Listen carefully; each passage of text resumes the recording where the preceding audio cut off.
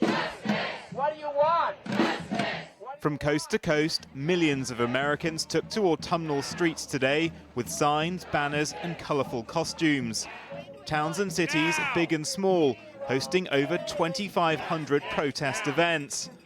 Their message: this is a republic ruled by a constitution, not a king.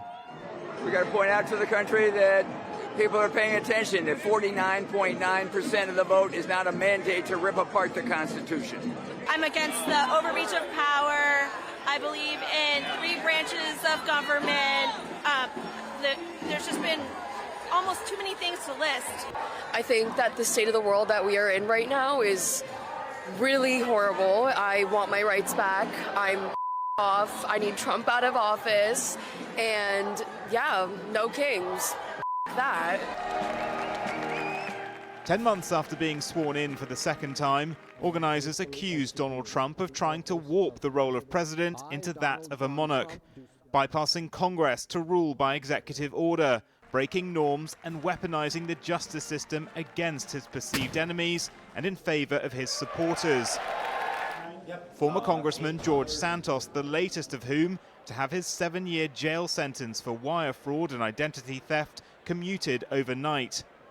Just this week at the White House, which he continues to redecorate in his own gilded style with plans for a $250 million ballroom, Trump unveiled his Napoleon-esque proposal to celebrate America's 250th birthday next year with a triumphal arch in Washington, D.C.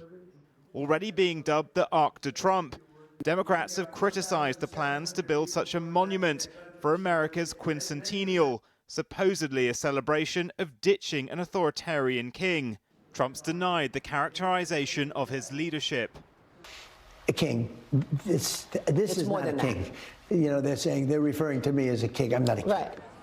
Thousands poured into Times Square in Trump's home city of New York to disagree.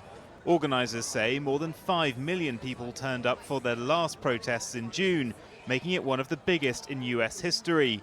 Even bigger crowds are expected today, prompting Republican governors in several states to place National Guard troops on standby.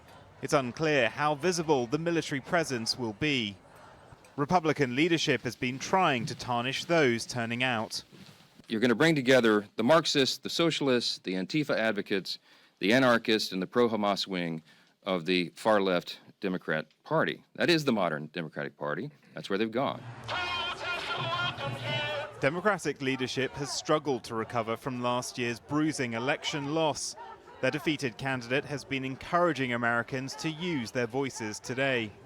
I encourage everyone to get out there in peaceful protest of what is happening in our country and express our voice around the country we believe in.